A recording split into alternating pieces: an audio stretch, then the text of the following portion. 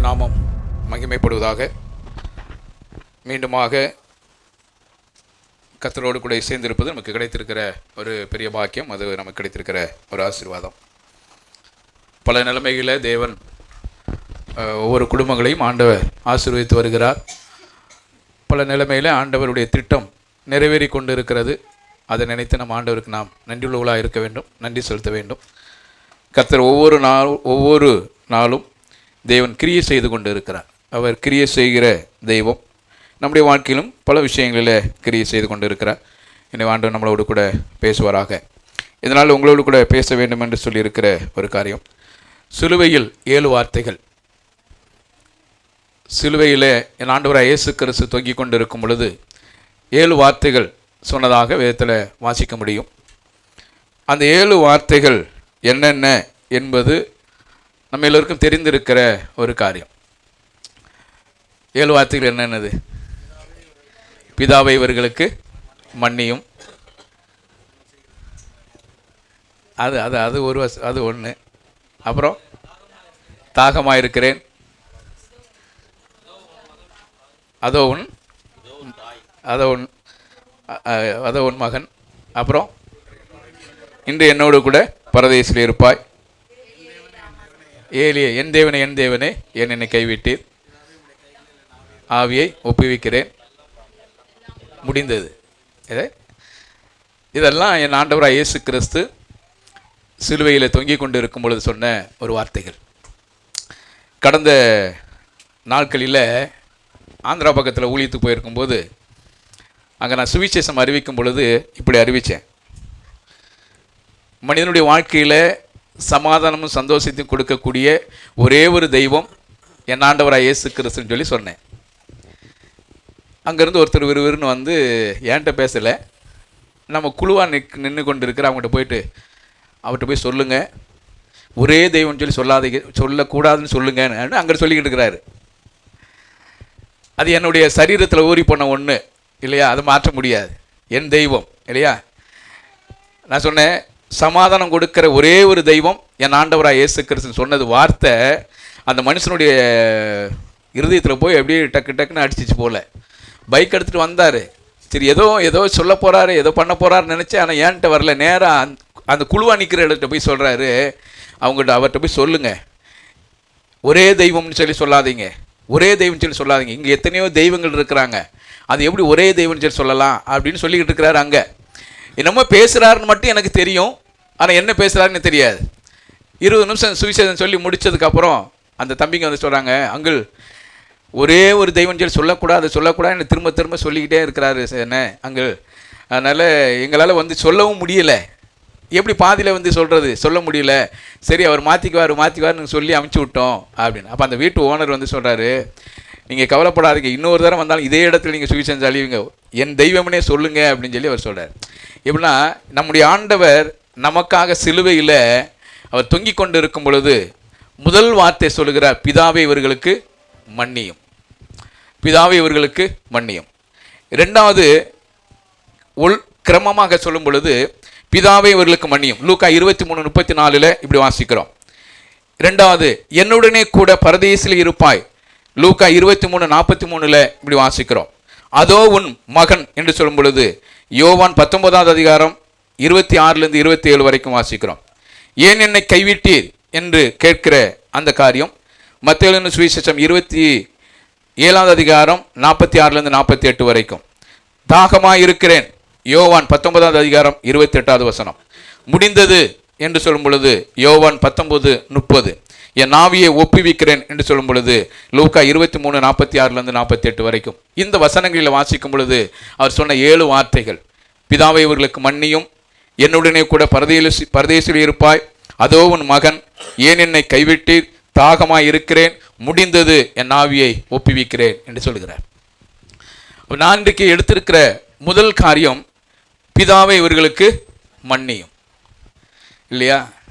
நான் இப்படி கேட்குறேன், மன்னிப்பு கேட்பது பெரிய காரியமா, மன்னிக்கிறது பெரிய காரியமா?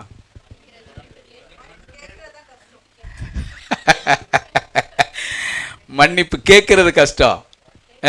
மன்னிப்பு கேட்கறது கஷ்டமா, மன்னிக்கிறது கஷ்டமா?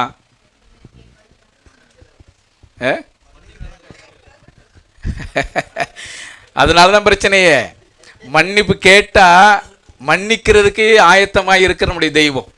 மன்னிப்பு கேட்டால் மன்னிப்பு உண்டு. மன்னிக்கிறதுக்கு கஷ்டப்பட்டால் வாழ்க்கையில் முன்னேற்றம் அடைய முடியாது.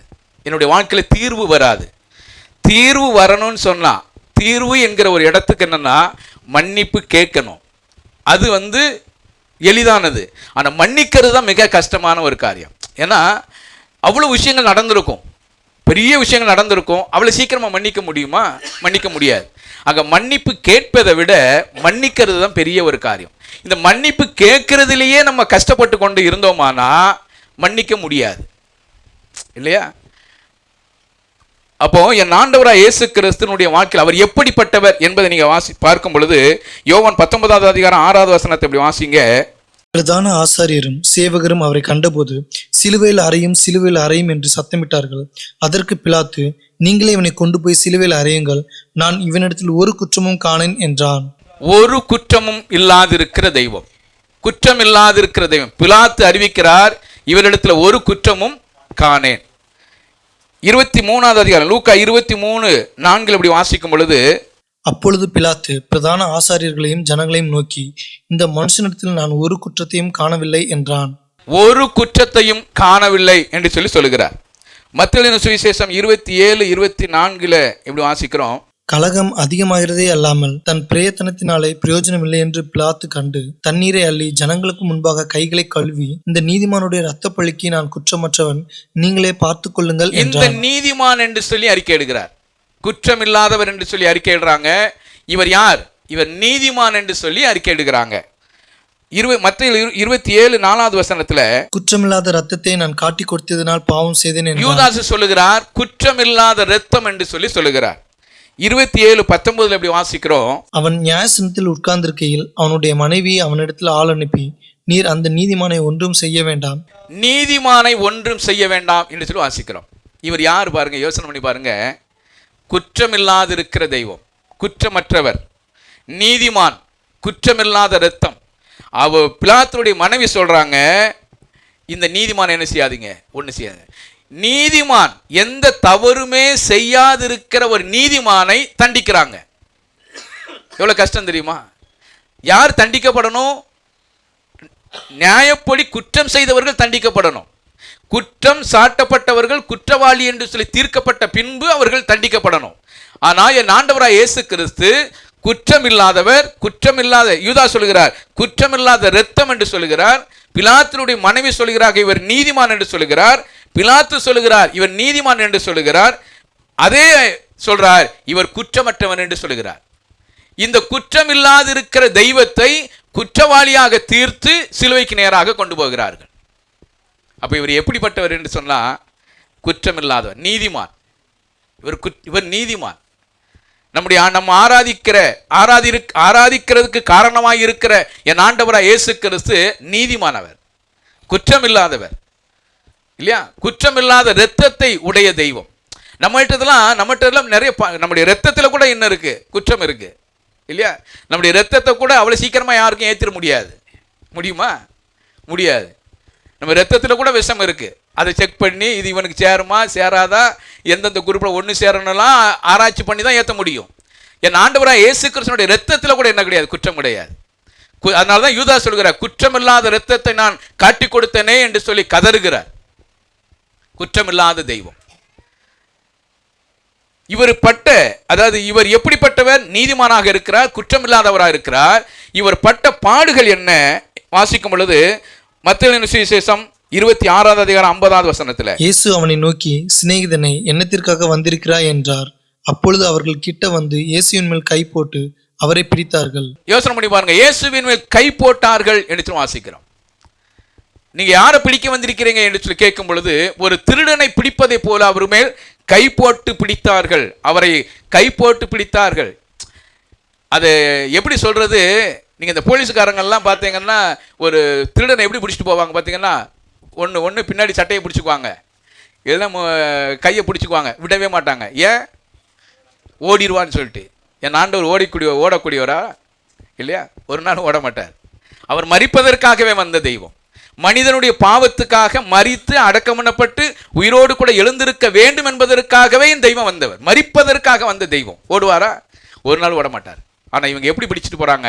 ஒரு திருடனை பிடித்துட்டு போவதை போல கை போட்டார்கள் என்று வாசிக்கிறோம் 67வது வசனத்துல. அப்பொழுது அவருடைய முகத்தில் துப்பி அவரை குட்டினார்கள், சிலர் அவரை கன்னத்தில் அறைந்து. நீ யோசனை பண்ணி பாருங்க, முதல் விசாரணை நடக்கிறது. அப்பதான் இயேசு கிறிஸ்துவை கெத்செமனிலிருந்து பிடிச்சிட்டு வந்து காய்பாய்ங்கிற இடத்துல கொண்டு போய் விடுறாங்க. அந்த காய்பாயின் இடத்துல விடும் பொழுது செய்த ஒரு காரியம் பாருங்க. முதல்ல அவருடைய முகத்துல துப்புகிறார்கள் என்று வாசிக்கிறோம். இரண்டாவது அவரை குட்டினார்கள் என்று வாசிக்கிறோம். மூணாவது அவரை கன்னத்தில் அறைந்தார்கள் என்று வாசிக்கிறோம். நான்காவது உம்மை அடித்தவன் யார் என்று சொல்லி ஞான திருஷ்டியினால் சொல்லி என்று சொல்லி கேட்கிறார்கள். இவர் பட்ட பாடுகள் என்ன? நீதிமான், எந்த தவறுமே செய்யாதிருக்கிற தெய்வம், ஒரு தவறு செய்தவனுக்கு என்ன தண்டனை கொடுக்கப்பட வேண்டுமோ அந்த தண்டனையை கொடுக்கிறார்கள். அதைத்தான் 66 வாசிக்கும் பொழுது இவன் மரணத்துக்கு பாத்திரனா இருக்கிறான் என்று சொல்கிறாங்க. இவன் மரணத்துக்கு இவன் சாகணும் அப்படின்னு சொல்றாங்க. அதுக்கு அடுத்து அவர் சொல்ற ஒரு காரியம், முகத்திலே துப்பினார்கள் என்று சொல்லி வாசிக்கிறோம், தலையிலே குட்டினார்கள் என்று சொல்லி வாசிக்கிறோம், சிலர் கன்னத்தில் அறைந்தார்கள். எத்தனை பேர் அறைஞ்சாங்க நமக்கு தெரியாது. சிலர் கன்னத்தில் அறைந்தார்கள்.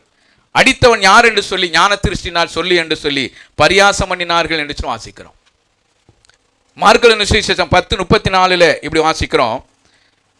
மார்க் 10:34 அவர்கள் அவரை பரியாசம் பண்ணி அவரை வாரினால் அடித்து அவர் மேல் துப்பி அவரை கொலை செய்வார்கள், ஆகிலும் 3ஆம் நாளிலே அவர் உயிரோடு எழுந்திருப்பார் என்றார். வாரினால் அடித்தார்கள் என்று சொல்லி வாசிக்கிறோம். நீங்க யோசனை பண்ணி பாருங்க, என் ஆண்டவராய் இயேசு கிறிஸ்துவை சிலுவைக்கு கொண்டு போறதுக்கு முன்பதாக பட்ட பாடுகள்.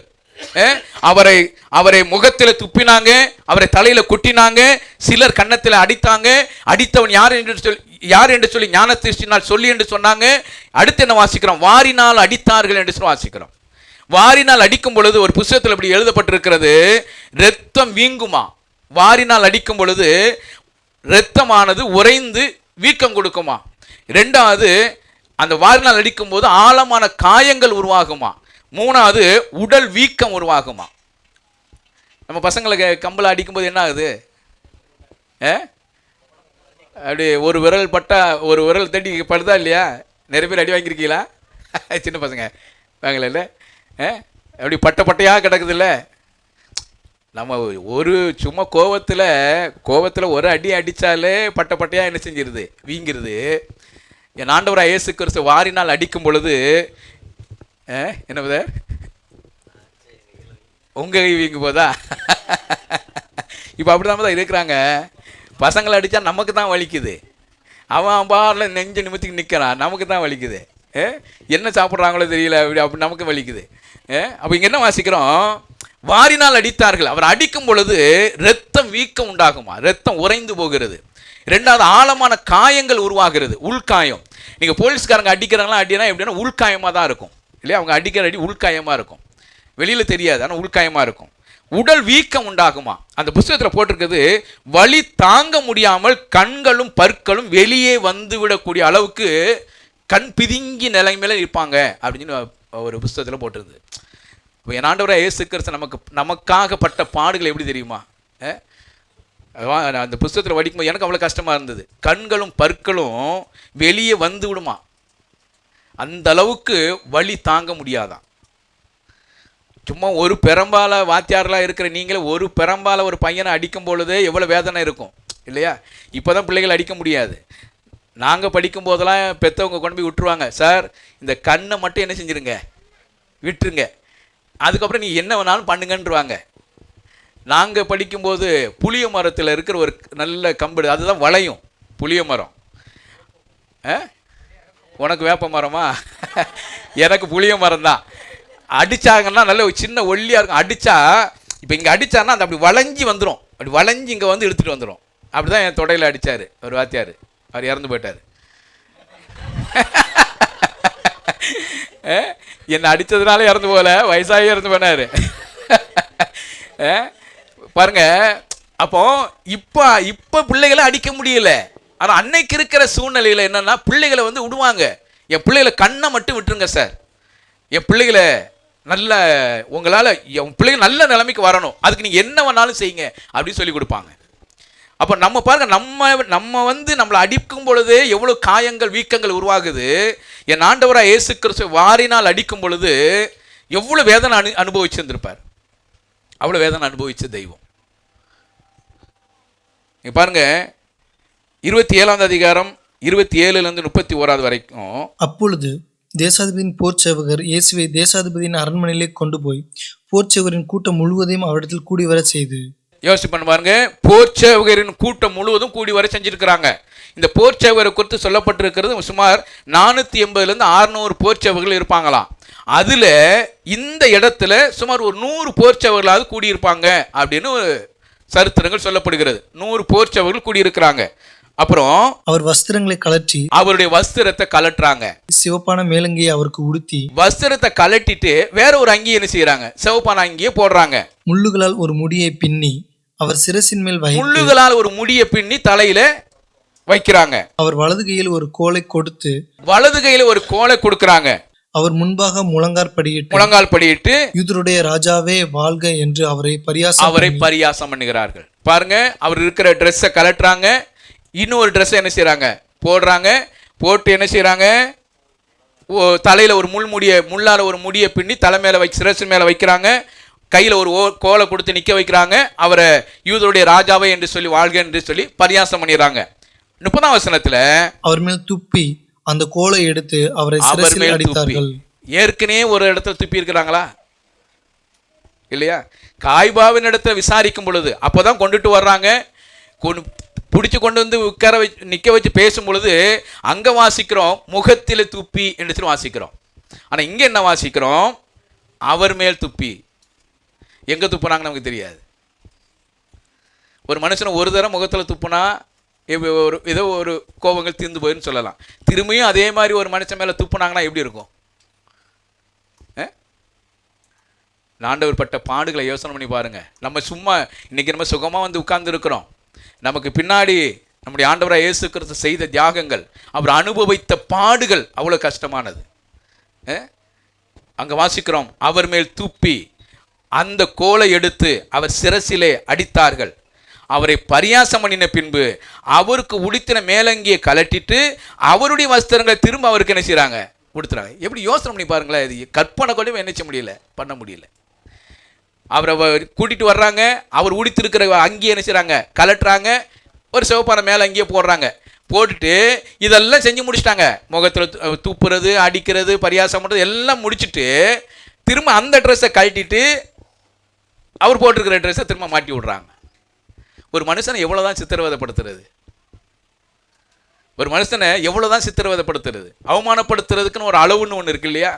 நம்ம இறக்கப்படுவோம். அளவு அவமானப்படுத்துறதுக்கு என் ஆண்டவராக இயேசு கிறிஸ்து பட்ட அவமானங்கள் அவ்வளவு அதிகமான ஒரு காரியம்.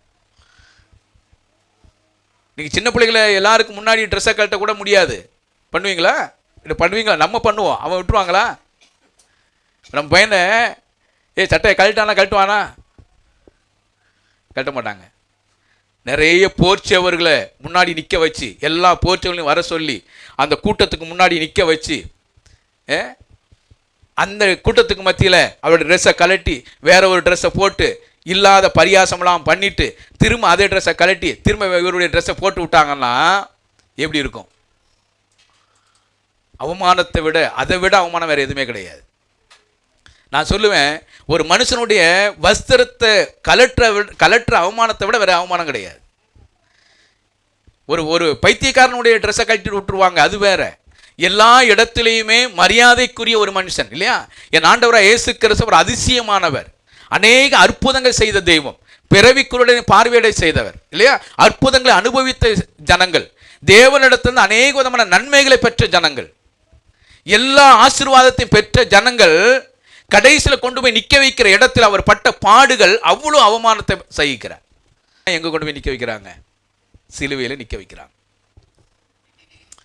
இவ்வளவு பாடுகள் அனுபவிக்கிறார். அப்ப இவர் யார்? இவர் நீதிமான், ஒரு குற்றமும் செய்யாது இருக்கிற தெய்வம், குற்றம் இல்லாது இருக்கிற தெய்வம். இவர் பட்ட பாடுகள் இதெல்லாம் நம்ம படிச்சிருக்கிற ஒரு காரியங்கள். இவர் இவ்வளவு பாடுகளை அனுபவித்தார். கடைசியில் எங்க கொண்டு போய் நிற்க வைக்கிறாங்கன்னா சிலுவையில தொங்க வைக்கிறாங்க. ஏன் சிலுவையில் தொங்க வைக்கணும்? ஏன் சிலுவையில் தொங்க வைக்கணும்? சபிக்கப்பட்டவர், மரத்தில் தூக்கணும். மரத்தில் தூக்கப்பட்ட எவனும் சபிக்கப்பட்டவன் என்று எழுதியிருக்கிறப்ப நான் உபாகமம் 21:23 அப்படி வாசிக்கிறோம். உபாகமம் 21:23 அப்படி வாசிக்கிறோம். தூக்கி போடப்பட்டவன் தேவனால் சபிக்கப்பட்டவன். தூக்கி போடப்பட்டவன் சபிக்கப்பட்டவன். சபிக்கப்பட்ட ஒரு மனுஷனை சிலுவையில் அங்க மரத்தில் தூக்கணும். அதான் வேதத்தில் எழுதப்பட்டிருக்கிற ஒரு பிரகாரம். அதான் கலாத்தியர் 3:13 அப்படி வாசிக்கிறோம். மரத்தில் தூக்கப்பட்ட எவனும் சபிக்கப்பட்டவன் என்று எழுதியிருக்கிற பிரகாரமாக என் ஆண்டவராகிய இயேசு கிறிஸ்து சிலுவையில் மரித்தார். ஆக சிலுவையில் தொங்கப்பட்டதுக்கு பல காரணங்கள் இருக்கிறது. முதல் காரணம், அவர் சபிக்கப்பட்டவர் என்று சொல்லி என்ன பிரகடனப்படுத்தணும். இவர் சபிக்கப்பட்டவர், எல்லாராலும் சாபத்துக்குள்ளானவர் என்பதை என்ன செய்யணும், ஜனங்கள் அறியணும். சிலுவையில் தொங்குவதற்குண்டான காரணம் என்னன்னு சொன்னா, எல்லா ஜனங்களாலும் புறக்கணிக்கப்பட்ட சபிக்கப்பட்டவர் என்று சொல்லி எல்லாரும் என்ன செய்யணும், அறிந்து கொள்ளணும். நம்முடைய ஆண்டவர் சபிக்கப்பட்டவரா இல்லையா? இதே ஜனங்க சொல்றாங்க சோஸ்தரிக்கப்பட்டவர் இல்லையா? ஓசனா ஓசனா என்று சொல்லி ஆரவரித்த ஒரு ஜனங்கள். இங்க வாசிக்கிறோம், அங்கே சிலுவையில் தொங்கும் பொழுது இவர் சபிக்கப்பட்டவர் என்று சொல்லி எல்லாரும் என்ன செய்யணும், அறிந்து கொள்ளணும். முதல் காரணம், இவர் சபிக்கப்பட்டவர் என்று சொல்லி அறிந்து கொள்ளணும். இரண்டாவது காரணம் பாருங்க, வஸ்திரம் இல்லாதவராக தொங்கினார் என்று சொல்லி வாசிக்கிறோம். வஸ்திரத்தை கலட்டி, நீங்க லூக்கா 23:34 அப்படி வாசிக்கிறோம். அப்பொழுது இயேசு, பிதாவே இவர்களுக்கு மன்னியும், தாங்கள் செய்கிறது இன்னதென்று அறியாதிருக்கிறார்களே என்றார். அவருடைய வஸ்திரங்களை அவர்கள் பங்கிட்டு சீட்டு போட்டார்கள். அவருடைய வஸ்திரங்களை பங்கிட்டு சீட்டு போட்டார்கள் என்று சொல்லி வாசிக்கிறோம். அப்பனா என்ன அர்த்தம்? வஸ்திரத்தை கலட்டிட்டாங்கன்னு அர்த்தம். வஸ்திரத்தை கலட்டி அந்த வஸ்திரத்தை பங்கிட்டு போட்டு கொண்டு இருக்கிறாங்க இல்லையா? அப்ப சிலுவையில தொங்கும் பொழுது சபிக்கப்பட்டவன் என்று சொல்லி அறிந்து கொள்ளணும். இரண்டாவது என்னன்னா, வஸ்திரம் அவமானப்படுத்துவதற்கு இது ஒரு காரணம். சிலுவையில தொங்கும் பொழுது என் ஆண்டவராய் இயேசு கிறிஸ்து அவமானப்படுத்தப்பட்டவராய் தொங்கிக் கொண்டு இருக்கிறார். மூணாவது காரணம் பாருங்க, மூணாவது உதவியற்றவர் என்ற ஒரு நிலைக்கு அவர் வரணும். உதவி இல்லாதவர் என்று சொல்லி வரணும். அவருக்கு யாருமே உதவிக்காரர் இல்லை என்ற ஒரு எண்ணம் வரணும். அதான் அவங்க செய்யற ஒரு காரியம். இது நடந்துச்சா? நீங்க பாருங்க, மத்தேயு சுவிசேஷம் 27:55 அப்படி வாசிக்கும் பொழுது, மேலும் இயேசுவுக்கு ஊழியம் செய்யும்படி கலிலேயாவிலிருந்து அவரோட கூட வந்திருந்த அநேக ஸ்திரீகள் அங்கே தூரத்திலே நின்று பார்த்து கொண்டிருந்தார்கள். தூரத்தில் நின்று பார்த்துக்கிட்டு இருக்கிறாங்க. யோசனை பண்ணி பாருங்க, சிலுவையிலே ஆண்டவராய் இயேசு கிறிஸ்து தொங்கிக் கொண்டு இருக்கிறார். இவருக்கு யாருமே உதவி செய்யறதுக்கு யாருமே முன்னு வர மாட்டாங்க என்பதை தெளிவுபடுத்துவதற்காக அங்க சிலுவையில தொங்கிக் கொண்டு இருக்கிறாங்க. வாசிக்கிறோம், அவருக்கு உதவி செய்ய முடியாத வந்த அநேக ஸ்திரீகள் தூரத்தில் என்ன செய்றாங்க, நின்று கொண்டிருந்தார்கள் என்று வாசிக்கிறோம். இன்னும் பாருங்க, லூக்கா 23:35 வாசிக்கும் பொழுது, ஜனங்கள் நின்று பார்த்து கொண்டிருந்தார்கள் என்று வாசிக்கிறோம். என்ன நடக்கிறது என்று சொல்லி என்ன செஞ்சாங்க, பார்த்து கொண்டிருந்தாங்க. அப்படின்னா என்ன யோசனை பண்ணி பாருங்க, யாரும் ஒருத்தர் கூட என்ன செய்யல, குரல் கொடுக்கல, எல்லாம் நின்று பார்த்துக்கிட்டு இருக்கிறாங்க. உதவி செய்ய முடியாத வந்த அநேக ஸ்திரீகள் தூரமா நின்றுகிட்டு இருக்கிறாங்க. இன்னும் ஜனங்கள் என்ன செய்யறாங்க, நின்று பார்த்துக்கிட்டு இருக்கிறாங்க, என்ன நடக்கிறது என்று சொல்லி பார்த்து கொண்டு இருக்கிறாங்க. இதுக்கு முன்னதாக, சிலுவைக்கு வர்றதுக்கு முன்பதாகவே இவருடைய சீசர்கள் எல்லாம் என்ன செஞ்சு போயிட்டாங்க, ஓடி போயிட்டாங்க இல்லையா? இங்க வாசிக்கிறோம், மத்தேயு சுவிசேஷம் 26:56 அப்படி வாசிக்கும் பொழுது, அப்பொழுது சீசர்கள் எல்லாரும் அவரை விட்டு ஓடி போனார்கள். எல்லாரும் அவரை விட்டு ஓடி போனார்கள்.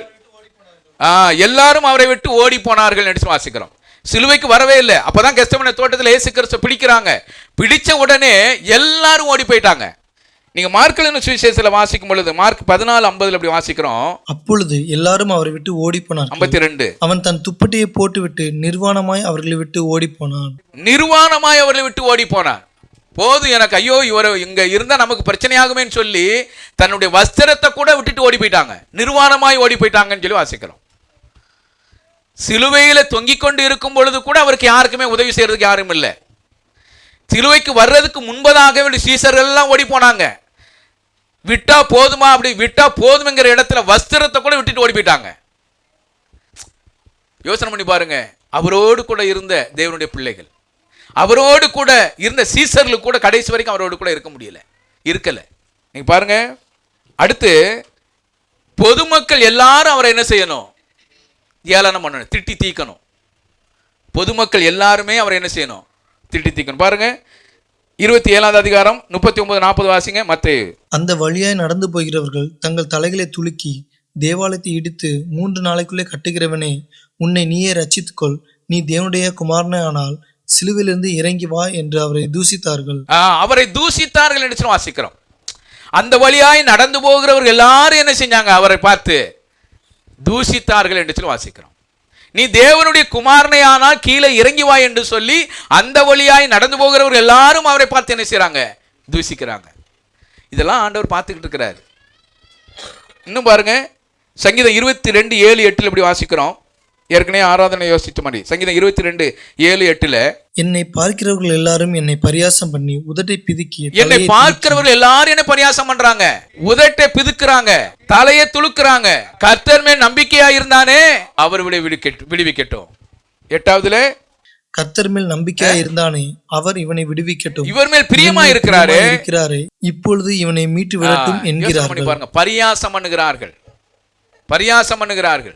பாருங்க 109வது சங்கீதம் 25 அப்படி வாசிக்கும் பொழுது 109வது சங்கீதம் 25 அப்படி வாசிக்கிறோம். நான் அவர்களுக்கு நிந்தையானேன், அவர்கள் என்னை பார்த்து தங்கள் தலையை துலுக்குகிறார்கள். யோசனை பண்ணி பாருங்க, நான் அவர்களுக்கு நிந்தையானேன் என்று வாசிக்கிறோம். யோசனை பண்ணி பாருங்க, எல்லா ஜனங்களாலும் பரியாசம் பண்ணப்படுவதற்கு எல்லா ஜனங்களுக்கு நிந்தையாக மாற்றப்பட்டு நின்றவர் தான் ஆண்டவராகிய இயேசு கிறிஸ்து. எல்லாராலும் பரியாசம் பண்ணப்படுகிறார். வர்றவங்க போறவங்க எல்லாரும் திட்டி தீக்குறாங்க. சிலுவையில் என் ஆண்டவராகிய இயேசு கிறிஸ்து தொங்கிக் கொண்டு இருக்கிறார். அந்த வழியாய் நடந்து போறவங்க எல்லாரும் அவரை பார்த்து என்ன செய்றாங்க? பரியாசம் பண்றாங்க. இப்படி பண்ணுனா எப்படி இருக்கும்? யோசனை பண்ணி பாருங்களேன். அதை விட ரொம்ப கஷ்டம், அதை விட கேவலமான ஒரு விஷயம் வேற ஒண்ணுமே இருக்காது. அவர் தொங்கிக்கிட்டு இருக்கிறார், சிலுவையில் தொங்கிக் கொண்டு இருக்கிறார். வர்றவங்க போறவங்களாம் அவர் என்ன செய்யறாங்க? ஏலம் பண்றாங்க. நீ தேவனுடைய குமாரன் தானே, நீ தேவனுடைய குமாரனா, நீயே உன்னை நினைச்சு ரட்சித்துக் கொள்ள, நீ தேவன் உன் மேல பிரியமா இருந்தாரு, ஏன் உன்னை ஆண்டவர் விடுவிக்கல? யோசனை பண்ணி பாருங்க. இவரையும் குறை சொல்றாங்க, இவர் மேல் பிரியமாயிருந்த தெய்வத்தையும் என்ன செய்யறாங்க? குறை சொல்றாங்க. இதெல்லாம் சகிச்சு கொண்டு இருக்கிறார், இதெல்லாம் ஏற்றுக்கொண்டு இருக்கிறார். ரொம்ப கஷ்டம். அதுக்கு அடுத்து நீங்க பார்க்கும் பொழுது அவர் அணுவா என்ன செய்யணும்? சாகணும். துன்பமும் வேதனையும் அதிகமாக இருக்கணும். அதுதான் சிலுவையில் தொங்கப்பட்டனுடைய காரணம். அணுவா சாகணும், துன்பமும் வேதனையும் அதிகமாக இருக்கணும். அதுதான் சிலுவையில் தொங்கப்பட்டதுக்குண்டான காரணம். நீங்க அதுக்கு பாருங்க, எபிரேயர் 12வது அதிகாரம் 3வது வசனத்துல இப்படி வாசிக்கும் பொழுது, எபிரேயர் 12:3 இவ்விதமான விபரீதங்களை சகித்த அவரையே நினைத்துக் கொள்ளுங்கள். விபரீதங்களை சகித்த அவரையே என்ன செய்யுங்க? நினைத்துக் கொள்ளுங்கள். பாவிகளால் செய்யப்பட்ட இவ்விதமான விபரீதங்கள், எவ்வளவு பாடுகள் இல்லையா? அப்ப என்ன அர்த்தம்னா, சிலுவையில் அவர் தொங்கும் பொழுது வேதனையும் துன்பமும் அதிகமாகணும், அணுவா சாகணும். இதை பார்த்து கொண்டு இருக்கிறவங்க தான் இங்க போர்ச்சவர்கள் நின்று பார்த்துக்கிட்டு இருக்கிறாங்க. அவன் கத்தணும் இல்லையா? ஐயோ அம்மா, என் வேதனையா இருக்கு, கஷ்டப்படுது, என்னால தாங்க முடியலேன்னு கத்தணும், வேதனையை அதிகமாக்கணும். ஆனா கத்த முடியாது. ஏன்னா அவங்களால என்ன செய்ய முடியாது? மூச்சு விட முடியாது.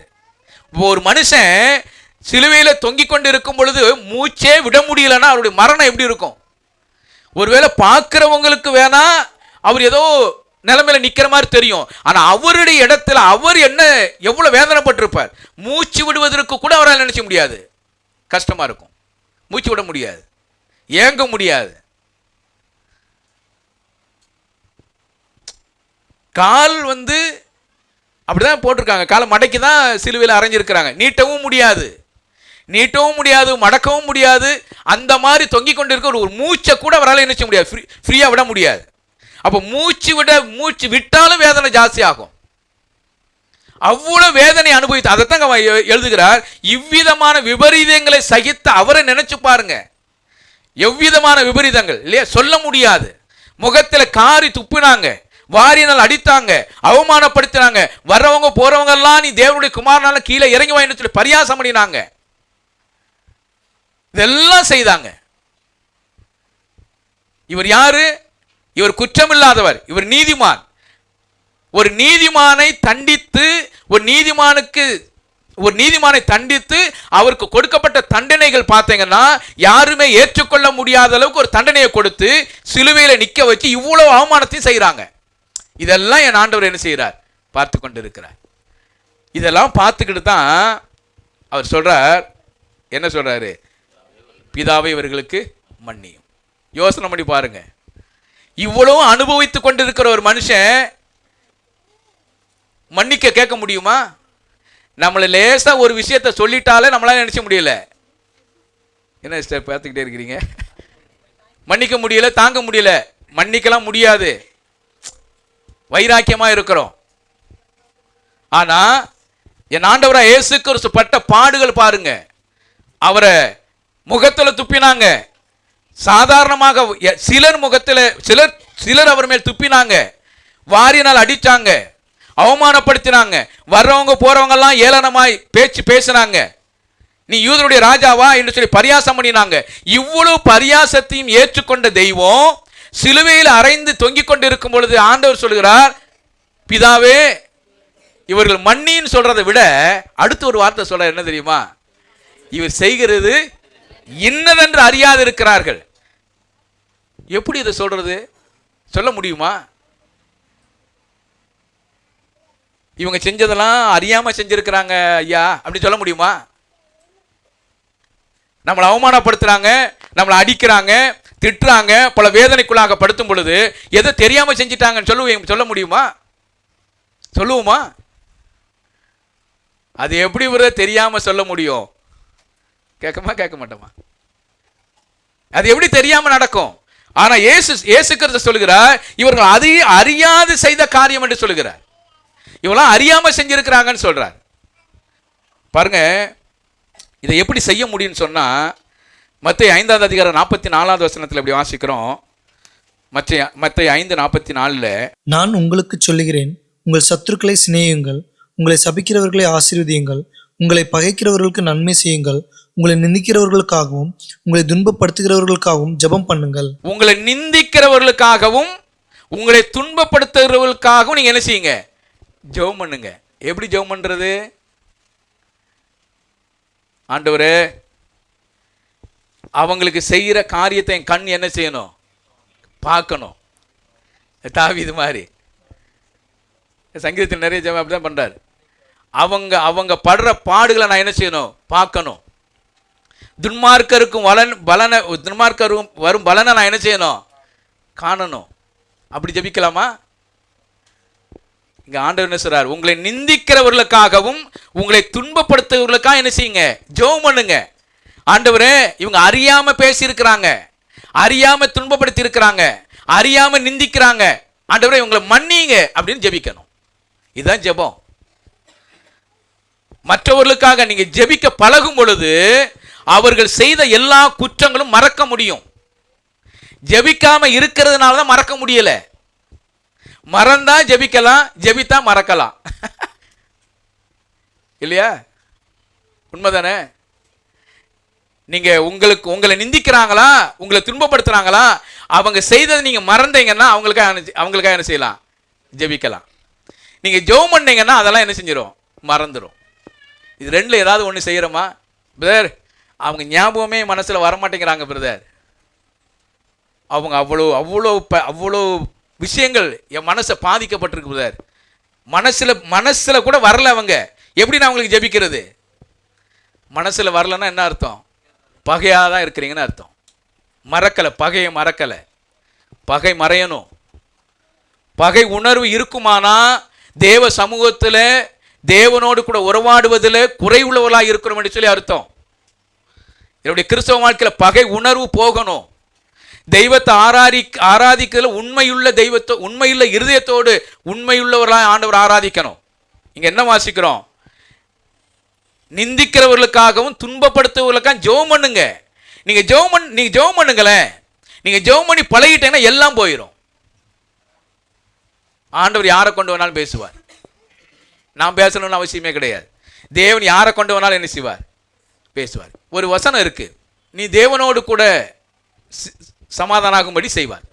நீ தேவனோடு கூட பழக்கம் உள்ளவள, தேவனோடு கூட பழகினா உன்னுடைய வழி கர்த்தருக்கு பிரியமா இருந்தால் சத்துருக்களையும் சமாதானம் ஆகும்படி என்ன செய்வார் செய்வார். அதை எப்படியோ அது உங்களுடைய வழி கர்த்தருக்கு பிரியமா, அதை நீங்க மட்டும் தனித்தனியா எடுத்துக்கோங்க. ஒருவனுடைய வழி கர்த்தருக்கு பிரியமா இருந்தா சத்துருக்களையும் சமாதானம் ஆகும்படி என்ன செய்வா. நான் ஆண்டவருக்கு பிரியமா இருந்தா மட்டும் போதும். நீங்க ஆண்டவருக்கு பிரியமா இருந்து பாருங்க. நீங்க ஜெபம் பண்ணி ஆண்டவருக்கு பிரியமா இருக்குதுன்னா என்ன அர்த்தம்? அவங்களுக்காக ஜெபிக்கணும். நீங்க ஜெபிச்சு பாருங்க, சத்துருக்களை கூட சமாதானமாகும்படி என்ன செய்வார். நம்ம செய்யறது இல்லை, ஜெபிக்கிறது இல்லை, ஆசீர்வதிக்கிறது இல்லை, இல்லையா? அப்ப என்ன வாசிக்கிறோம் பாருங்க, ரோமர் 12:20 இப்படி வாசிக்கிறோம். ரோமர் 12:20 அன்றியும் உன் சத்ரு பசியாய் இருந்தால் அவனுக்கு போஜனம் கொடு, அவன் தாகமாய் இருந்தால் அவனுக்கு பானம் கொடு. நீ இப்படி செய்வதனால் அக்கினி தழலை அவன் தலையின் மேல் குவிப்பாய். அக்கினி தழலை அவன் தலையின் மேல் என்ன செய்வாய்? குவிப்பாய். அவங்க அக்கினி தழலை அவன் தலை மேல குவிக்கணுங்கிறதுக்காக நீங்க என்ன செய்யக்கூடாது, இதை செய்யக்கூடாது. ஆனா நீங்க என்ன செய்யுங்க, உண்மையாகவே என்ன செய்யுங்க. என்ன செய்ய சொல்றாரு? பசியா இருந்தா என்ன செய்யுங்க, ஆகாரம் கொடுங்க. அப்புறம் தாகமா இருந்தா தண்ணி கொடுங்க, பசியா இருந்தா ஆகாரம் கொடுங்க. அதெல்லாம் செஞ்சிருவோம் பாருங்க. நீங்க ஆகாரம் கொடுங்க, தண்ணி கொடுங்க. அவங்க நமக்கு விரோதமா என்ன வேணாலும் செஞ்சாலும் பாருங்க, நீங்க செய்ய வேண்டியதை செய்யுங்க. அக்கினி தலையில அவங்க தலையில் மேல போட்டது போல இருக்கும், இல்லையா? அது ரொம்ப அது யோசிக்க முடியாது. நான் இப்படிப்பட்ட நிலைமையில இருக்கும் பொழுது கூட என்ன எப்படி நேசிக்கிறாங்க, என் மேல எப்படி விருப்பம் உள்ளவங்களா இருக்கிறாங்க, எனக்கு எப்படி ஆகாரம் கொடுத்தாங்க, எனக்கு எப்படி தண்ணி கொடுத்தாங்க, அப்படிங்கிற எண்ணங்கள் அவங்களுக்குள்ள உருவாகணும். இதுக்கு தான் ஆண்டவர் நம்மளை வச்சிருக்கிறார், இல்லையா? அப்ப ஆண்டவர் செய்த ஒரு பெரிய காரியம் என்னன்னா, மத்தேயு சுவிசேஷத்துல என்ன சொல்றாருன்னா, நிந்திக்கிறவர்களுக்காகவும் துன்பப்படுத்துவர்களுக்காக என்ன செய்யுங்க, ஜெபம் பண்ணுங்கன்னு சொல்லி கொடுத்தாரு. சொல்லி கொடுத்த தெய்வம் அதை செய்யாது இருந்தாருன்னா எப்படி இருக்கும்? அப்ப அவர் பொய்யான கடவுளா மாறிடுவார். அவர் தானே சொல்லி கொடுத்தாரு, அவர் தான் சொல்லி கொடுக்கிறார். நிந்திக்கிறவர்களுக்காகவும் துன்பப்படுத்துவர்களுக்காக என்ன செய்யுங்க, ஜெபம் பண்ணுங்கன்னு சொல்லி கொடுக்கிற தெய்வம் அவருடைய வாழ்க்கையில நிந்தனையும் அவமானமும் நிந்திக்கிறவர்களும் துன்பப்படுத்துவர்களும் ஏற்படும் பொழுது அவர் ஜெபிக்காது இருந்தாருன்னா எப்படி இருந்திருக்கும்? அவர் சொன்னதெல்லாம் பொய்யா மாறிடும். என் தெய்வம் எதை சொல்லுகிறாரோ அதை செய்கிற தெய்வம். சொன்னதை செய்கிறவர் மட்டும்தான் நம்முடைய தெய்வம். மாத்தி செய்கிற தெய்வமே கிடையாது. ஒரு நாளும் வேத வசனத்துக்கு விரோதமாக தெய்வம் ஒரு நாளும் செய்ய மாட்டார். அவருக்கு செய்ய மாட்டார்னு சொல்றதை விட செய்ய தெரியாது. வேத வசனத்தோடு நெருங்கி இருக்கிற தெய்வம், இல்லையா? அவர் தான் நமக்கு சொல்லிக் கொடுக்கிறார். நீங்க ஜெபம் பண்ணுங்கன்னு சொல்லி கொடுக்கிறார். ஜெபம் பண்ணுங்கன்னு சொல்லி கொடுக்கிற தெய்வம் அதை நிறைவேற்றுகிற ஒரு தெய்வம், இல்லையா?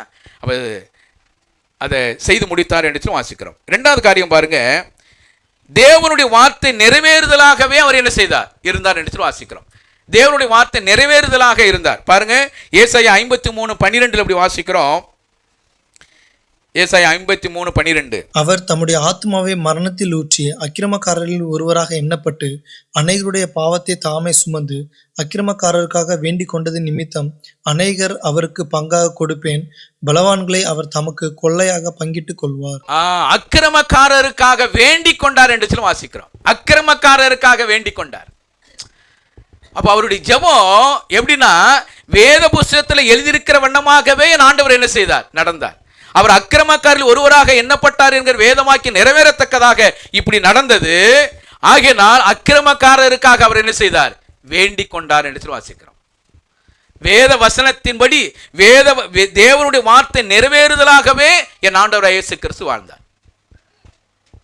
அதனாலதான் அவர் சொல்லுகிறார், இவர்கள் செய்கிறது என்னதென்று அறியாது இருக்கிறார்கள். நான் இப்படி எழுதி வச்சிருக்கிறேன்.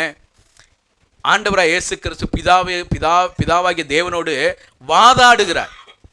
எப்படி வாதாடுகிறாரு? அவருக்கு தெரியாதா? அவருக்கு தெரியும். இவங்க யார் யார் என்னென்ன தப்பு பண்ணாங்கலாம் என்ன செய்யும், பிதாவாகிய தெய்வத்துக்கு தெரியும். குமாரனாக இயேசு கிறிஸ்து என்ன சொல்றாருன்னா, நீங்க ஒன்றும் விட்டுருங்க ஐயா, அவன் எனக்கு செஞ்சதெல்லாம் தெரியாம செஞ்சிட்டான் அப்படின்றாரு. இந்த ஒரு வாதாடுதல் இருக்கு பாருங்களேன். வாதாடுதல்னா பரிந்து பேசுதல்.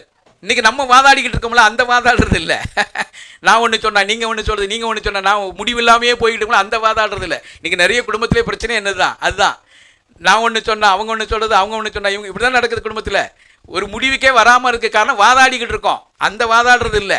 இங்கே ஆண்டவர் என்ன சொல்கிறாருன்னா, இவ்வளோ விஷயத்தை செஞ்சாங்க இல்லையா, யாரெல்லாம் என்னென்ன விஷயம், வாரினால் அடித்தாங்க, முகத்தில் துப்பினாங்க, அவங்க அவமானப்படுத்தினாங்க, வர்றவங்க போகிறவங்களா திட்டினாங்க, கடைசியில் கொண்டு போய் சிலுவையில் என்ன தொங்க விட்டுட்டாங்க இல்லையா. இதெல்லாம் பார்த்து ஆண்டவர் சொல்றா, பிதாவே இவர்கள் செய்கிறது அறியாது இருக்கிறார்கள், இவர்கள் செய்கிறது இன்னதென்று அறியாது இருக்கிறார்கள், இவர்களும் மன்னிங்க என்றார். இதுதான் மன்னிப்பு. இந்த பரிந்துரை நம்முடைய கிறிஸ்தவ வாழ்க்கையில் இருக்கணும். செய்கிறத எல்லாத்தையும் மறக்கணும். அப்பதான் பரிந்து பேச முடியும், அப்பதான் ஜெபம் பண்ண முடியும். பிதாவாகிய தெய்வத்தினுடைய குமாரன், ஏன்னா பிதாவாகிய தெய்வம் தவறு செய்கிறவர்களை தண்டிக்காமல் விடுகிற தெய்வம் அல்ல. தவறு செய்கிறவர்களுக்கு ஏற்ற பலனை ஆண்டவர் கொடுப்பார் இல்லையா. அவங்க என்ன தவறு செய்தாங்களோ அதை தண்டிக்கிற தெய்வம் பிதாவாகிய தெய்வம். பிதாவாகிய தெய்வத்தினுடைய குமாரனாக இயேசு கிறிஸ்து என்ன சொல்கிறார், பிதாவே இவர்களுக்கு மன்னிங்க, தாங்கள் செய்கிறது இன்னதென்று அறியாது இருக்கிறார்கள். வாதாடுகிறார். நான் இப்படி யோசிச்சுக்கிட்டு இருந்தேன். பிதாவும் குமாரனும் பேசிக்கிட்டு இருக்கிறாங்க. இல்லைப்பா அவங்க இப்படியெல்லாம் செஞ்சிட்டாங்க, எப்படி நான் உனக்கு தண்டனை தான் கொடுக்கணும் அப்படின்னு அவர் சொல்கிறாரு. என்னுடைய கற்பனையில் சொல்கிறது சொல்கிறார். பிதாவாகிய தெய்வம் என்ன சொன்னார், இல்லை உன்னை வாரினால் அடிச்சிருக்கிறான், உன்னை முகத்தில் காரி துப்பி இருக்கிறான், உன்னை சிலுவையில் தொங்க விட்டுட்டாங்க, ஈட்டியில் விழாவில் உன்னை குத்திட்டாங்க, உன்னை முகத்தில் காரி இவ்வளோ அவமானப்படுத்தினோன்னா எப்படி விட முடியும் அப்படின்னு பிதாவாகிய தெய்வம் கேட்குறார். குமாரனாக இயேசு கிறிஸ்து என்ன சொல்றாரு, மன்னிங்க, நீங்க மன்னிங்க ஆண்டவரே, மன்னிங்க, இவங்க செய்யறது இன்னதென்று அறியாதவங்க செஞ்சிருக்கிறாங்க, நீங்க மன்னிச்சிருங்க. அவங்க எனக்கு தானே செஞ்சாங்க, என்ன தானே அடிச்சாங்க, என் முகத்துல தானே துப்பினாங்க, என்ன தானே வாரினா அடிச்சாங்க, என்ன தானே ஏளனமா பேசுனாங்க, நானே மன்னிக்கிறேன் ஆண்டவரை, மன்னிச்சிருங்க. அதுதான் மன்னிப்பு. இந்த பரிந்துரை நமக்குள்ள இருக்குமானா நம்முடைய கிறிஸ்தவ வாழ்க்கை அவ்வளவு ஆசீர்வாதமா இருக்கும். தாங்கள் செய்கிறது இன்னதென்று அறியாது இருக்கிறார் என்று சொல்லி வாதாடுகிறார். இந்த வாதாடல் நம்முடைய கிறிஸ்தவ வாழ்க்கையில் இருக்கணும். பரிந்துரை செய்கிற தெய்வம், பரிந்து பேசுகிறார். பிதாவே இவங்க, இன்னும் சொல்ல போனா பிதாவே இவங்களை என்ன செஞ்சிடாதீங்க, அழிச்சிடாதீங்க, இவங்க செய்யறது இன்னதென்று அறியாம செஞ்சிருக்கிறாங்க, இவங்க அறியாம செஞ்சிருக்கிறாங்க, நான் யாருன்னு இவங்க தெரியாம செஞ்சுட்டாங்க. இன்னும் சொல்ல போனா அவர் என்ன சொல்றாருன்னா, நான் யாருன்னு தெரியாமையே என்ன செஞ்சிட்டாங்க, நான் யாருன்னு தெரிஞ்சிருந்தா என்ன செஞ்சிருக்க மாட்டாங்க, அப்படிதான் சொல்றாரு. நான் யாருன்னு சொல்லி தெரிஞ்சிருந்தா அதை செஞ்சிருக்க மாட்டாங்க, ஆனா நான் யாருன்னு தெரியாம இருக்கிறதுனால இதை செஞ்சிட்டாங்க, ஆண்டவரே மன்னிச்சிருங்க அப்படின்னு சொல்றாரு. நம்ம இந்த ஜெபத்தை நீங்க செய்து பாருங்களேன். மற்றவர்களுக்காக, உங்களுக்கு விரோதமாக விஷயங்கள் யார் என்ன செஞ்சாலும் ஆண்டவர்கிட்ட சொல்லுங்க, ஆண்டவரே இவங்க தெரியாம என்ன பேசிட்டாங்க ஆண்டவரே, இவங்க தெரியாம எனக்கு செஞ்சிட்டாங்க ஆண்டவரே அப்படின்னு நீங்க ஆண்டவர்கிட்ட சொல்லி பாருங்களேன். அதை சொல்லணும். சொல்ல முடியுமா? என்ன பேச மாட்டேன்றீங்க? சொல்ல முடியுமா? நீங்க அமைதியா இருக்கிறத பார்த்தா சொல்ல முடியாதுன்னு மாதிரி சொல்றீங்க. நிறைய பேர் சொல்லுவோம், அவர் தெய்வம் பிரதர், அவர் தெய்வம் சொல்லிட்டாரு, மனுஷன் சொல்ல முடியுமா அப்படின்னு கேட்குறோம். அதற்கும் வேதத்தில் நிறைய ஆதாரங்கள் ஆண்டவர் கொடுத்துருக்கிறார். இல்லை, ஒரு 2 ஆதாரத்தை நீங்கள் பாருங்கள். என்னாகமம் 12:13 வாசிக்கும் பொழுது, என்னாகும் புஸ்தகம் 12ஆம் அதிகாரம் 12:13. தன் தாயின் கற்பத்தில் பாதி மாம்சம் அழுகி செத்த விழுந்த பிள்ளையைப் போல அவள் ஆகாதிருப்பாளாக என்றான். அப்பொழுது மோசே கர்த்தரை நோக்கி, என் தேவனே அவளை குணமாக்கும் என்று கெஞ்சினான். இந்த நடந்த உங்களுக்கு சம்பவங்கள் தெரியும். மிரியாமும் ஆரோனும் மோசேக்கு விரோதமாக எதிர்த்து பேசுகிறாங்க. மோசையை கொண்டு தான் தேவன் பேசுவாரா, எங்களை கொண்டு பேச மாட்டாரா என்று சொல்லி 2 பேரும் பேசுகிறாங்க. உடனே நடந்த விஷயம் என்ன, குஷ்டரோகம் அவருடைய கையில் வந்துருச்சு. குஷ்டரோகம் வந்த உடனே நேராக எங்கே தான் ஓடி வர்றாங்க, மோசைகிட்ட தான் வராங்க. எனக்கு குஷ்டரோகம் வந்துருச்சு, நான் என்ன பண்ணுறது, எனக்காக ஜெபிங்கள்னு சொல்லி கேட்குறாங்க. மோசை சொன்னார், உனக்காலாம் ஜெபிக்க முடியாது, நீ என்னை குறித்து எப்படியெல்லாம் பேசுன, மோசையை கொண்டு தான் பேசுவாரா, என்னெல்லாம் பேச மாட்டாரா, அதெல்லாம் உனக்கெல்லாம் ஜெபிக்க முடியாது அப்படி சொன்னாரா? அப்படி சொல்லலை. அங்கே என்ன வாசிக்கிறோம், வாசிங்க கெஞ்சினார். இன்னும் அந்த அந்த வார்த்தையை பாருங்க, கெஞ்சிறார். இன்னும் சொன்னா கெஞ்சினானா இன்னும் சொல்ல போனால் அழுதாருன்னு தான் சொல்ல முடியும். ஆண்டவரே இந்த இந்த மிரியாமை சுகப்படுத்துங்க, ஒரு நல்ல கையை போல மாத்துங்க, நல்ல நிலைமையில மாத்துங்க ஆண்டவரே. இவங்க செய்யறது தெரியாம செஞ்சிட்டாங்க, ஏதோ பேசக்கூடாத நிலைமையில பேசிட்டாங்க ஆண்டவரே, இவங்களை மன்னிங்க மன்னிங்கன்னு சொல்லி கெஞ்சிறார். கெஞ்சின உடனே நடந்த விஷயம் என்ன? மிரியாமுடைய கை என்ன செய்ய, சிறு பிள்ளைகளுடைய கையை போல என்னச்சது மாறிடுச்சுன்னு வாசிக்கிறோம். மனுஷன்தான் இல்லையா? ஒரு இடத்துல மோசே சொல்லுகிற, ஆண்டவரே என்னுடைய பேரை கிறுக்கி போடுங்கன்றார். அப்படின்னா எந்த அளவுக்கு ஜனங்கள் வந்து மோசைக்கு விரோதமாக செயல்பட்டு இருந்தா கூட கிறுக்கி போடுங்கன்றார். ஆண்டவர் என்ன செய்யறாருன்னா, மோசேனுடைய ஜெபத்தை கேட்டார் என்று சொல்லி வாசிக்கிறோம். மோசே பல இடங்களிலே ஜனங்களுக்காக அழுதார், கெஞ்சினார், தேவ சமூகத்தில் போய் விழுந்தார். மனுஷன்தான், நம்மை போல மனுஷன்தான். இன்னொரு விஷயம் பாருங்க, அப்போஸ்தலர் நடபடிகள் 7:60 அப்படி வாசிக்கிறோம். அப்போஸ்தலர் 7:60 அவனோ முழங்காற்படியிட்டு, ஆண்டவரே இவர் மேல் இந்த பாவத்தை சுமத்தாதிரும் என்று மிகுந்த சத்தமிட்டு சொன்னான். இப்படி சொல்லி நித்திரை அடைந்தான். இவர்கள் மேல் இந்த பாவத்தை சுமத்தாதிரும். யோசனை பண்ணி பாருங்க, எந்த சூழ்நிலையில் தெரியுமா? எல்லாரும் கல்லெறிஞ்சுக்கிட்டு இருக்கிறாங்க, எல்லாரும் கல்லெறிஞ்சுக்கிட்டு இருக்கிறாங்க. ஒரு மனுஷன், தனி மனுஷனா நின்று கொண்டு இருக்கிறார், ஸ்தேவான் மேல எல்லாரும் கல்லெறிஞ்சுக்கிட்டு இருக்கிறாங்க. அந்த சமயத்தில் தான் சொல்றார், ஆண்டவரே இவர் இந்த பாவத்தை இவர் மேல் சுமத்தாதிரும் என்று சொல்கிறார். யோசனை பண்ணி பாருங்க. அப்படின்னா என்ன சொல்றாருன்னா, இவங்க செய்யறது என்னதுன்னு தெரியாம செய்யறாங்க, மன்னிச்சிருங்க, இந்த பாவத்தை இவங்க மேல சுமத்தாதிருங்க கெஞ்சிறார். எந்த சூழ்நிலையில? சுகமடைந்த பின்பல்ல அவர் ஜெபித்தது, சுகமடைந்த பின்பல்ல, மரணத்தை சந்திச்சு கொண்டு இருக்கிறார், அடுத்து செத்து போயிடுறார், அவ்வளவுதான். பிதாவினர் தன்னுடைய ஆவியை ஒப்பு கொடுத்துறார், மரிச்சு போயிடுறார். அந்த மரண தருவாயில, வேதனையின் மத்தியில, கஷ்டத்தின் மத்தியில மற்றவங்களுக்காக ஜெபிக்கிறார். இந்த பாவத்தை இவர் மேல் சுமத்தாதிரும் இல்லையா? அவனுடைய கிறிஸ்தவ வாழ்க்கையில பிதாவாகிய தெய்வத்திட்ட குமாரனாக இயேசு கிறிஸ்து ஜெபித்ததை போல நான் ஜெபிக்கணும். நமக்கு யாராவது தீங்கு செய்தாங்களும் சரி, நமக்கு விரோதமாக யார் எழுப்பினாலும் சரி, நமக்கு விரோதமாக என்ன பேச்சு பேசினாலும் சரி, என்ன நடந்தாலும் சரி, நம்முடைய வாயிலிருந்து வர வேண்டிய ஒரே ஒரு காரியம் என்ன தெரியுமா? இவங்க அறியாது செய்திருக்கிறார்கள், பிதாவே இவர்களுக்கு மன்னியும், தாங்கள் செய்கிறது இன்னதென்று அறியாது இருக்கிறார்கள், அறியாது செய்திருக்கிறார்கள் என்று சொல்லி சொல்லணும். இது நீங்க சொல்லி பாருங்களேன். இதை சொல்ல முடியாதுன்னு நீங்க நினைக்கிறீங்க, உண்மைதானே? நான் பட்ட கஷ்டம் எனக்கு தானே தெரியும் அப்படின்னு சொல்றோம். நான் பட்ட கஷ்டங்கள், நான் பட்ட அவமானங்கள், நான் பட்ட நிந்தனைகள் எல்லாம் தெரியும். இதெல்லாம் நான் அனுபவிச்சுக்கிட்டு இருக்கேன். நான் சொல்லலை, எல்லாம் பொதுவாக சொல்றேன். இதெல்லாம் என்னுடைய வாழ்க்கையில் நடந்திருக்கு பிரதர். எப்படி நான் வந்து இவங்க தெரியாம செஞ்சாங்கன்னு எப்படி சொல்ல முடியும்? நீ சொல்லுங்க, தேவ சமூகத்தில் சொல்லுங்க, ஆண்டவரே இவர்கள் இவர் தாங்கள் செய்கிறது என்னதென்று அறியாது இருக்கிறார்கள், இவங்களுக்கு மன்னிங்க. இந்த ஜெபத்தை நீங்க செய்து பாருங்களேன், நம்முடைய கிறிஸ்தவ வாழ்க்கையில அவ்வளவு சந்தோஷமா வாழலாம். இதை செய்யாது இருக்கிறதுனால தான் பிரச்சனையே, இது செய்யாம இருக்கிறதுனால தான் பிரச்சனையே. தேவ சமூகத்துல ஒவ்வொரு நாளும் தேவ சமூகத்துல நமக்கு விரோதமாக, உங்களுக்கு விரோதமாக யார் என்ன பேசினாலும் என்ன செய்தாலும் பரவாயில்லை, எவ்வளவு பெரிய தவறுகள் நம்முடைய வாழ்க்கையில நடந்திருந்தாலும் பரவாயில்ல, நாம் சொல்ல வேண்டிய ஒரே ஒரு காரியம், பிதாவே அவர்களுக்கு மன்னிங்க, தாங்கள் செய்கிறது இன்னதென்று அறியாதிருக்கிறார்கள், மன்னிங்க. இந்த மன்னிப்பு ஆண்டவர் நமக்கு கற்றுக் கொடுத்திருக்கிறார். மன்னிக்கணும்.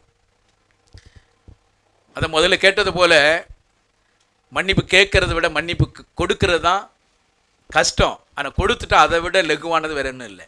மன்னிப்பு கொடுத்தா என்ன நடக்கும் தெரியுமா? என்ன நடக்கும்? சமாதானம் உண்டாகும், மகிழ்ச்சி உண்டாகும், நம்முடைய இருதயம் ஃப்ரீ ஆயிரும். எப்படி? நம்முடைய மனசுல நிம்மதி உண்டாயிரும் இல்லையா? நமக்கு ஒரு நிம்மதி இருக்கும். மன்னிப்பு அவங்க கேட்குறாங்களோ கேட்கலையோ, நான் மன்னிச்சிட்டேன்னு சொன்னா என்னுடைய மனசு ஃப்ரீ ஆயிரும். என்னுடைய மனசு ஃப்ரீ ஆகணும்னா ஒரே ஒரு வழி என்னன்னா மன்னிப்பு கொடுக்கணும். மன்னிப்பு கொடுக்க வேண்டியது என்னுடைய வேலை, மன்னிப்பு கேட்க வேண்டியது அவங்களுடைய வேலை இல்லையா? பிதாவாகிய தெய்வம் மன்னிக்கிறதுக்கு அவர் தண்டனைக்குரியவர். ஆனால் குமாரனாக இயேசு கிறிஸ்து மன்னிப்பு கேட்கிறார், பரிந்துரை பண்ணுகிறார்.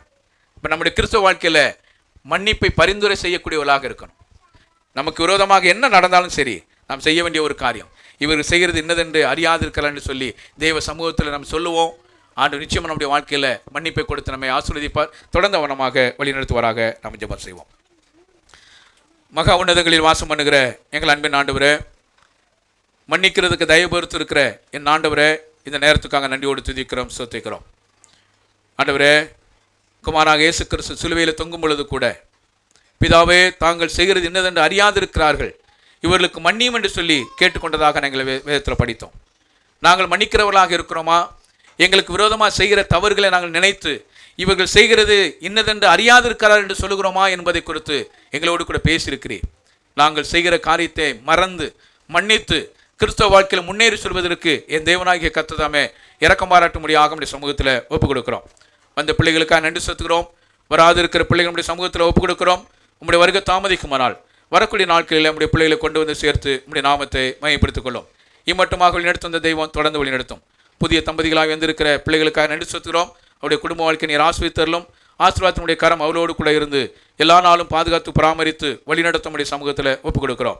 அப்படி செய்ய போகிற எல்லா காரியங்களுக்காக நன்றி செலுத்தி தொடர்ந்து வழிநடத்த முடியாக மீதியான கூட்டங்களை நீர் ஆசீர்வதித்து உடைய நாமத்தை மேம்படுத்திக் கொள்ள முடியாக கர்த்தர் மீட்பு ரட்சகரமாக இருக்கிற கர்த்தராக இயேசு கிறிஸ்து மூலமாக ஜெபத்தை எடுக்கிறோம் எங்கள் ஜீவனில் நல்ல பிதாவே, ஆமென்.